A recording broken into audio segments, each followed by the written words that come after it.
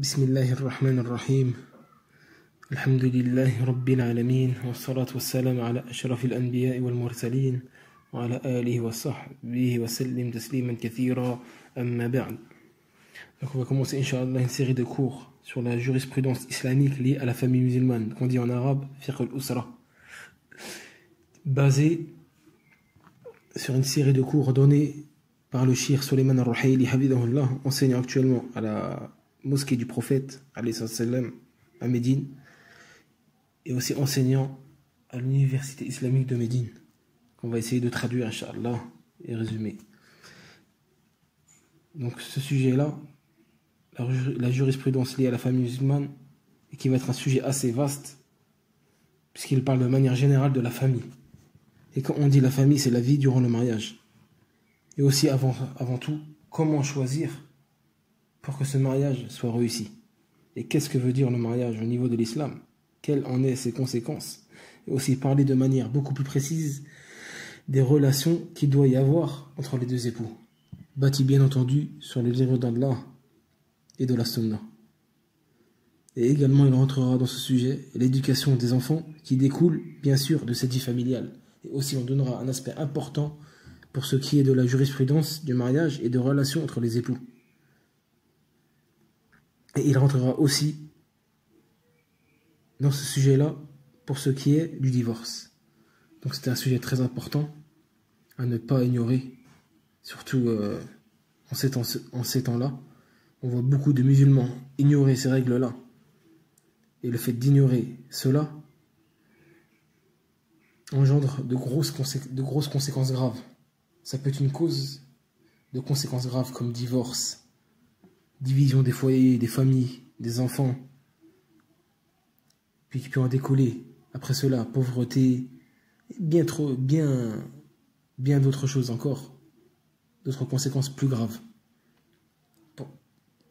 Quelle est la cause parmi les causes? Ignorer ces règles-là et ce sujet-là. Donc c'est un sujet très très important à ne pas ignorer. Donc pour rentrer dans le vif du sujet, Inch'Allah, on va commencer à citer des versets du Coran qui nous rappellent le bienfait, cette ni'ma qu'est le mariage. Et on va citer aussi des hadiths du prophète sallam qui nous montrent l'importance du mariage en islam.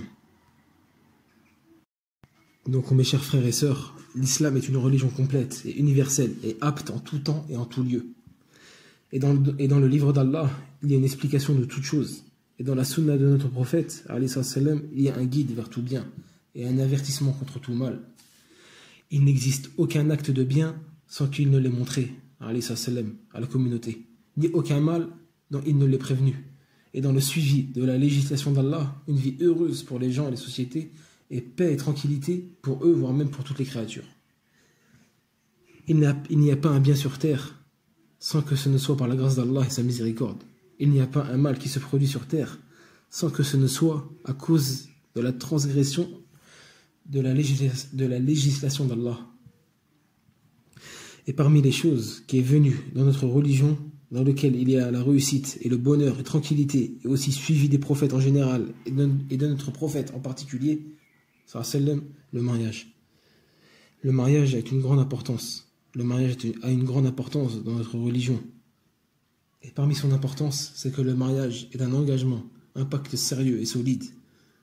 Comme l'a dit Allah Azza wa Jalla dans le Coran, وَكَيْفَ تَأْخُذُونَهُ وَقَدْ أَفْضَى بَعْضُكُمْ إِلَى بَعْضٍ وَأَخَذْنَ مِنْكُمْ مِيثَاقًا غَلِيظًا, qui veut dire, traduction rapprochée, Allah dit dans le Coran, comment oseriez-vous le reprendre après que l'union la plus intime vous est associée l'un à l'autre et qu'elles aient obtenu, vos femmes, et qu'elles aient obtenu de vous un engagement solennel. Donc Allah a appelé le mariage entre les deux époux, l'a appelé engagement solennel, un engagement solide. D'où l'importance et la grandeur du mariage en islam.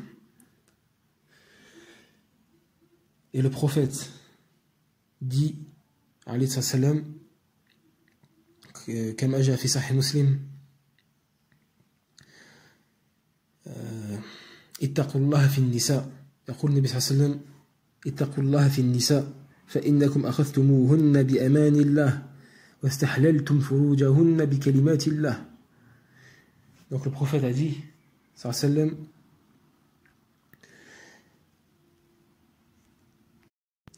craignez Allah envers les femmes, vous les avez prises par le pacte d'Allah, vous avez obtenu la permission d'avoir avec elles des rapports intimes par la parole d'Allah.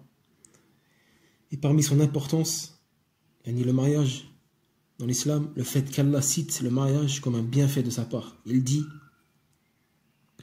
Wallahu ja'ala lakum min anfusikum azwaja, qui veut dire, Allah dit dans le Coran, Allah vous a fait à partir de vous-même les épouses. Donc Allah cite le mariage comme bienfait en disant cela, et une ni'ma provenant de lui. Et parmi ceux qui nous montrent l'importance du mariage en islam est qu'Allah l'a rendu un grand signe parmi ces signes. Allah dit dans le Coran وَمِنْ آيَاتِهِ أَنْ خَلَقَ لَكُم مِّنْ أَنفُسِكُمْ أَزْوَاجًا لِتَسْكُنُوا إِلَيْهَا وَجَعَلَ بَيْنَكُم مَّوَدَّةً وَرَحْمَةً إِنَّ فِي ذَلِكَ لَآيَاتٍ لِقَوْمٍ يَتَفَكَّرُونَ. Donc Allah dit dans le Coran, et parmi ces signes, il a créé de vous, pour vous, des épouses pour que vous viviez en tranquillité avec elles, et il a mis entre vous de l'affection et de la bonté.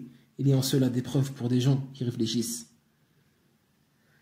Donc par ce verset, Allah nous montre que le mariage est un grand signe parmi ces signes.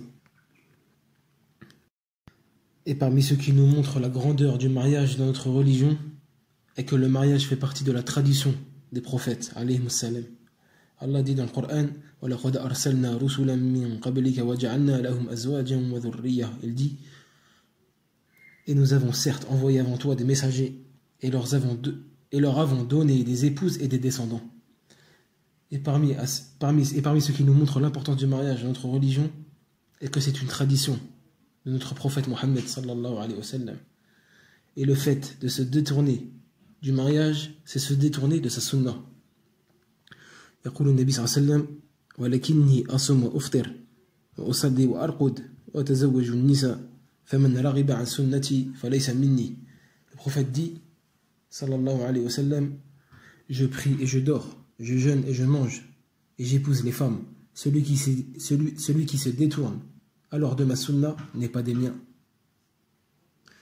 ويقول النبي صلى الله عليه وسلم النكاح من سنتي فمن لم يعمل بسنتي فليس مني وتزوجوا فإني مكاثر بكم الأمم ومن كان ذا طول فلينكح ومن لم يجد فعليه بالصوم فإن الصوم له وجاء حسنه الألباني.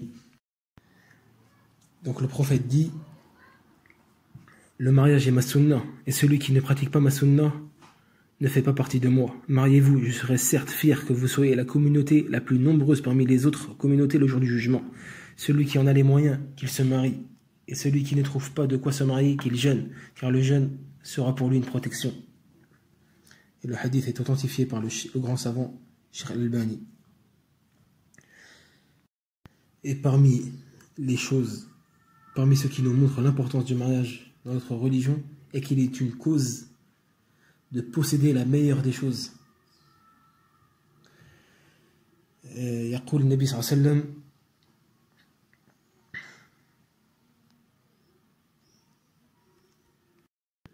أفضل خير لسان ذاكر وقلب شاكر وزوجة مؤمنة تعينه على إيمانه. Le prophète dit, sallallahu alayhi wa sallam, le meilleur bien qu'on puisse posséder est un cœur qui remercie, une langue qui fait du rappel et une épouse pieuse qui l'aide dans sa foi. Hadith authentifié par le grand savant Al-Albani. Aussi, يقول النبي صلى الله عليه وسلم الدنيا متاع وخير متاع الدنيا المرأة الصالحة. Le prophète a dit sallallahu alayhi wa sallam, la vie d'ici-bas est jouissance et la meilleure jouissance de la vie d'ici-bas est une femme pieuse. Rapporté par Muslim. Donc l'homme, s'il se marie et fait attention à son choix, comme on va le voir plus tard, Inch'Allah, et réussit à avoir une femme pieuse, il lui sera donc accordé la meilleure jouissance de ce bas monde. Car la femme pieuse aide son mari dans sa foi et dans sa religion. C'est pour ça que le prophète a dit que c'est la meilleure des choses que peut posséder le serviteur dans ce bas monde, comme on l'a vu précédemment dans le hadith. Et parmi l'importance du mariage de notre religion est que celui-ci est une cause du bonheur. s'il lui est accordé une femme pieuse. يقول النبي صلى الله عليه وسلم أربعون من السعادة المرأة الصالحة والمسكن الواسع والجار الصالح والمركب الهنيء. Donc le prophète sallam a dit 4 choses font partie du bonheur: la femme pieuse, la maison spacieuse, le voisin pieux et la bonne monture. Et parmi la grande importance du mariage de notre religion est qu'il aide la personne à la moitié de sa religion, car le mariage est la moitié de la religion. يقول النبي صلى الله عليه وسلم من رزقه الله امرأة صالحة فقد أعانه الله من رزقه الله يقول النبي صلى الله عليه وسلم من رزقه الله امرأة صالحة فقد أعانه على شطر دينه فليتق الله في شطر الباقي وحسنه الألباني. Qui veut dire, donc le prophète sallam dit, celui à qui Allah a accordé une femme pieuse, il a certes aidé à la moitié de sa religion, alors qu'il craigne Allah pour l'autre moitié. Donc le mariage aide la personne à la moitié de sa religion, d'où l'importance du mariage. Et en particulier, choisir la femme pieuse, comme on l'a vu avec les hadiths précédents. Donc voici une petite introduction qui résume la grandeur et la valeur du mariage en islam. Et il y a bien d'autres choses à dire sur cela, mais le temps ne suffit pas, et on se suffit de cela. Wallahu a'lam wa sallallahu ala nabiyyina Muhammad.